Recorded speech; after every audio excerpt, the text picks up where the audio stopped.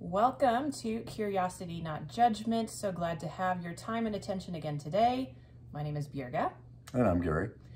And we are going to talk a little bit about curiosity in parenting today. We are both parents, different generations of kids though. My youngest just turned adult, just turned 18. Well, no, I shouldn't say just, but I've got a soon-to-be 19-year-old and a 20-year-old. Your kids are a little bit older. 40, 36, 32. Okay. So you definitely have a number of years of experience on me, but I think we both can appreciate the challenges and the blessings of raising kids. Someday I'll get to learn about what it is to be the world's best grandma, because you get to be the world's best grandpa right now. So that is hopefully in the future, but a few years down the line. Mm-hmm. But certainly there's a lot of life lessons that happen in raising children, and I recognize that not everybody watching today is going to be parents, but I think there's a lot of lessons that come out of parenting that can be applied all across the board. And just even in our preparatory conversation, you said something about how some of the things that you experienced really were key in preparing you for business leadership. Absolutely true. We had kids rather early. And so there was many people. I was out in California in the early days of Intel for a stint, and many of the couples were both focused on careers and not having kids for a while. We called them dinks, dual income, no kids. Ah, okay. And they had kids much later if they had them at all, and we had kids early. Mm-hmm. And I thought it really helped with my management and leadership style in the early days of Intel, because you realize real fast with kids that you can't just use power and control. Mm-hmm. Influence and subtlety and discussions, helping people discover things on their own, yep. Is especially useful with kids. And I think it's useful with adults also. Mm-hmm. And so I think some of those lessons were called transferable skills. Yeah. Well, I'm going to go back because I'm curious. I don't know a lot of your early days stories about why did you decide to have kids early, or did it just happen? Mm-hmm. Any part of that story that you want to share? Yeah, just happened. Okay. As a matter of fact, when I met my wife, she had about a 1.5-year-old already. Mm. And so we met in college, and she was asked me to help her study. Mm. And I don't know if my motivations were all about helping her study, but we got through the final exam together and then started dating. And so, yeah, we started having kids early, mainly because she already had a child. Yeah. And I think we were both 20, and she already had a child. And so, and as a matter of fact, I decided then to pause my college career, help her finish hers while going in the Air Force, knowing that the Air Force would pay for me to finish my college when I got out. Wow. That's what we did. And so, yeah, I had kids early on when I was in our early 20s. Wow. I had kids early 20s as well, but mine was not necessarily as, I don't know, regimented, I suppose. I really struggled. I had been kind of flopping around after college, trying to figure out where I was going to land professionally. I was really unhappy with my role. Then got married thinking that marriage was going to kind of seal the... let me be careful what I say. I am so happy I'm married. I love being married. It was a delight. We love Bob. Everybody loves Bob. I adore him. But there was something inside of me that was just unsatisfied. And I think I was chasing whatever that was and thinking, you know, well, if it wasn't in career, surely it must be in marriage. And then when I still had that little something that was unfulfilled, like, well, maybe it means I'm supposed to have kids. So I'm like, I guess we might as well have kids. Mm-hmm. And so, yeah, I think I was 23 when I had my first, and we had them in fast succession. And I really struggled because, wouldn't you know it, that wasn't the thing that needed to be, that hole that needed to be filled necessarily. And so I think I'm not going to speak for Bob. Bob's pretty chill. Everyone who knows him knows that there's not a whole lot that bothers him, but I really, really struggled. I struggled bonding with my kids. I had a whole host of issues, and I didn't know what I was doing, quite honestly. And even though we had a lot of peers around us that were having kids about the same time, I think we just had so much inexperience that there wasn't necessarily wisdom to be gleaned from one another. And I didn't have somebody that was maybe 10 years ahead of me that I could ask for help or ask for counsel from, or at least not in a relationship that was deep enough that I felt that I could be vulnerable enough to ask those questions. And so there was some major, major struggles. And I know it impacted them, it impacted me. And, you know, I've had a lot of, I'm so sorry for how that went down, conversations with my daughters now that they're adults. But yeah, it is, parenting is one of the most difficult, life-changing experiences that you will ever go through. So you didn't read the owner's manual that they sent home from the hospital? I don't remember getting one, actually. There's the problem. Aha. And obviously, being facetious, there isn't one. Right. And, you know, you kind of just do the best you can. You know, trying to, you know, the old adage of your job is really to just make sure you clothe and feed them till they're 18. And that's your job, is to help them survive. But of course, it's much more than that. But, you know, my wife and I went to a lot of parenting classes. We realized anytime there was a parenting class at church or at the local YMCA or wherever, we just never thought we knew enough. We had a few principles early on, like we knew that if our relationship was good, then our relationship with the kids would be better. And so we always had a date night, for instance. And I remember being young and in the Air Force and having a couple of kids already. And the first thing we do when we got to a new station is we'd set up a babysitting co-op to make sure that we had some time and took a break from those kids, because I think that that's an essential part of that. And I think that there's some couples I see now that just seem to never get out because they can't find a babysitter or whatever. And I think that that's, we need to be very diligent about making sure that the couple part is working well, and that then helps with the whole parenting, because just like anything else, you don't want to be doing anything that's stressful when you're hungry, angry, lonely, tired. And part of that is not having a great relationship, you know, with your spouse or whoever's helping you raise the kids. I think that that's a critical part. But again, we weren't born great parents. We're not perfect parents by any means, but we did establish certain things early on that we both committed to. We were very much also into family traditions, so we would kind of pick some traditions along the way and do things, and then kind of make sure that we always did them to try to add some stability. But again, you just there's nobody who's a perfect parent when they have their first child. Sure. You kind of make it up as you go. It's clearly an entrepreneurial activity. Well, last time we talked about triggers. We talked about some, you know, family traumas or things that have happened in the past. And so certainly there's an element of that carries forward into your own parenting. And, you know, this is the perfect opportunity for us to be curious when, I guess, when you're in that circumstance yourself, or when you're observing somebody else, like, why do they do it that way? Why do they respond like that? And, you know, I'm even saying the question kind of in a judgy manner, and that wasn't my intention. But for us to really take a step back, because there are influences from our past, from our upbringing, from our traditions, our fill in the blank, that really shape the way that we structure families, structure the way that we raise children. And so that curious element really has to be in there, especially when you're watching other people parent very differently than you would do it. Or that your style is not necessarily fits the mold of how you were parented. Right. You know, I came from a family where there was a strict disciplinarian called Dad, and somebody who was more on the, you know, so if you think about support and challenge, there was one that was more challenge, one that was more support, good cop, bad cop, whatever you want to call it. And I wasn't necessarily the disciplinarian, you know, hard rule enforcer. So that was a little bit hard for me, because sometimes I felt like I needed to be in that role, but it didn't feel right. And so I think you really have to be curious, even with your own self. Yes. How are you doing with that role? And what is your role? And what are you trying to accomplish? And continuing to ask those questions, because we can fall into patterns if we're not careful that are unhealthy with our relationships with anyone, but especially with kids. And I think one of the things I also really tried to stay away from was you always or you never. Right.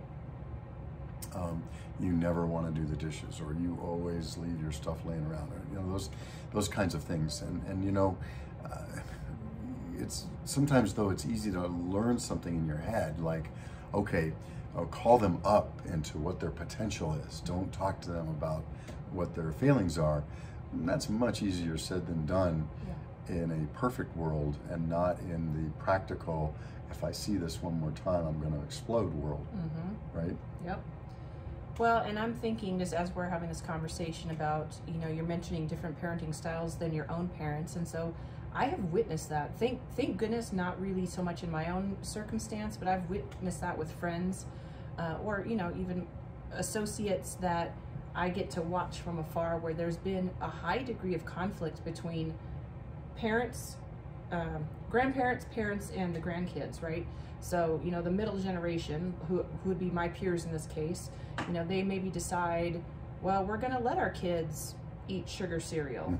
And the grandparents, you know, fly off the handle. How could you do that? They're going to get a mouthful of cavities and whatever. And just even in the little choices, kind of being maybe even gun shy to speak to your own parents about the decisions you've allowed for your children because of their reaction. And then, you know, certainly there's always that fear of judgment if there's been a strong, dominant personality, you know, if the grandparent is one of those, or conversely, if the child is the dominant personality, and maybe, you know, the grandparents are now, oh, anything goes at grandma's house, then there's that butting of heads pretty big time.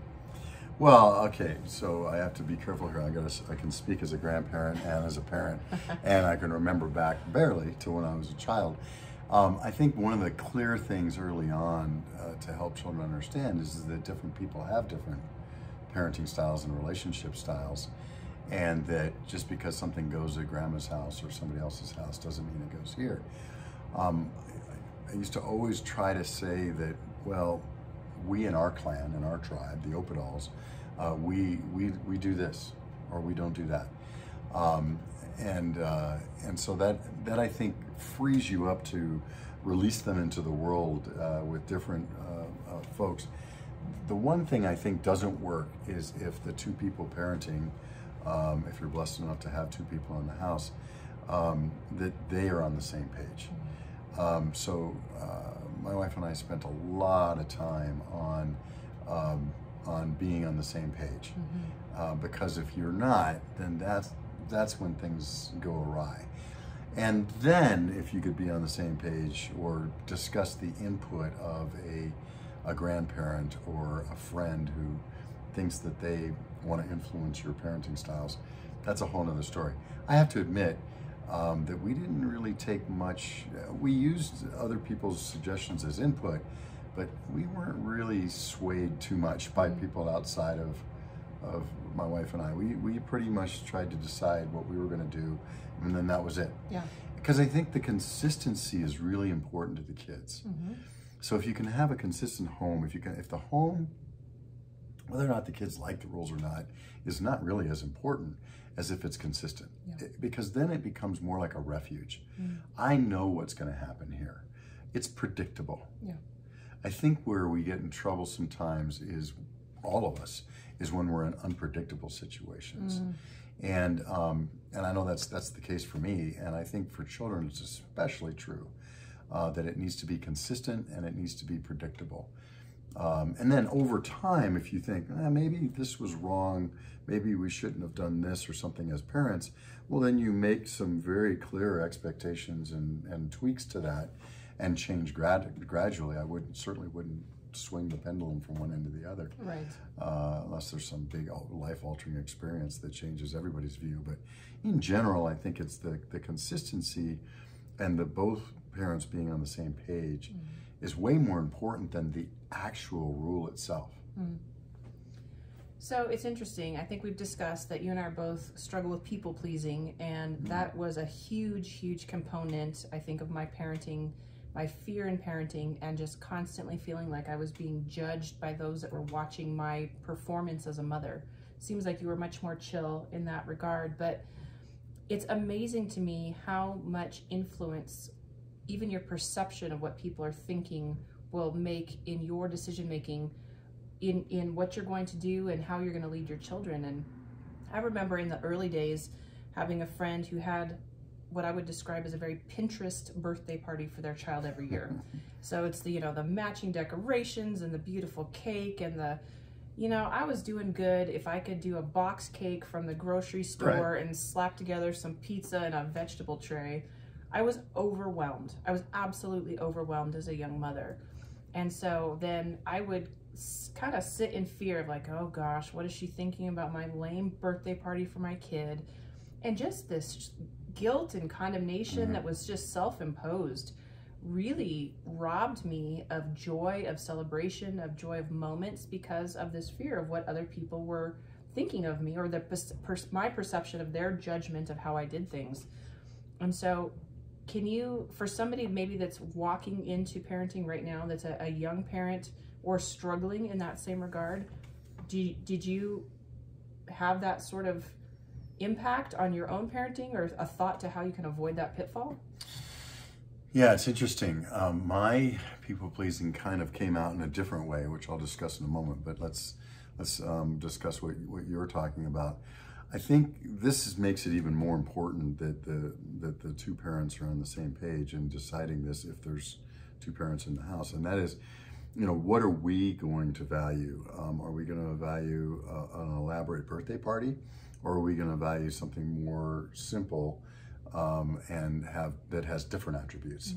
And I think that's really important, because the only way to not be anxious about what other people are thinking is to be very grounded in what you're thinking and very intentional about that. What's the old saying?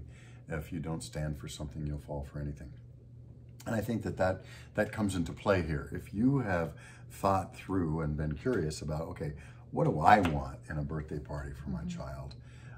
And what do I think the child wants as input, and what are we going to then decide to do? Well, then it really doesn't matter what people think after that. And of course, that's a lot easier to say than to do. My parenting, people-pleasing came out in I wanted to be more friends with the child, and I wanted to be less of a disciplinarian, because I didn't want to be the bad guy. I wanted to help my kids learn through experience and process with them, as opposed to laying down the law, which was interesting, because I think it's probably good that in any relationship, again, if you're lucky to have two people in the house parenting, that one of them is the disciplinarian, because my wife was like, they're kids, we're the adults here, we say what goes. I thought it was a good balance, a good yin-yang that we had that going, because I would say, maybe it's fine, or yeah, they made a mistake, but it's okay to do this. And she would say, no, we have to stick clear with the consequences. We have to stay with this. And so I think my people-pleasing came out with, I almost wanted to please the kids, right? As opposed to, always being, sticking to the values and being consistent, which I already know is important, right? So that's where mine came from. But I think, again, the unexamined life isn't worth living. We need to just be a little bit curious as to what we want to do, and then be very solid in that. And I think that's the overarching theme. And again, that's one of those things. It's not complicated. It's just hard to do, and to do consistently. But I think it's really important to just question, what do I want in these situations? By the way, ahead of time. Because when you're in the situation is not the best time to be thinking what your reaction is going to be versus your response based on your values, which you can do when you're having a casual discussion about it, which is another reason to have a date night once a week. Because you get away from all the clamor of the house, and you can start thinking about, how do we really want to parent, versus just being in it all the time.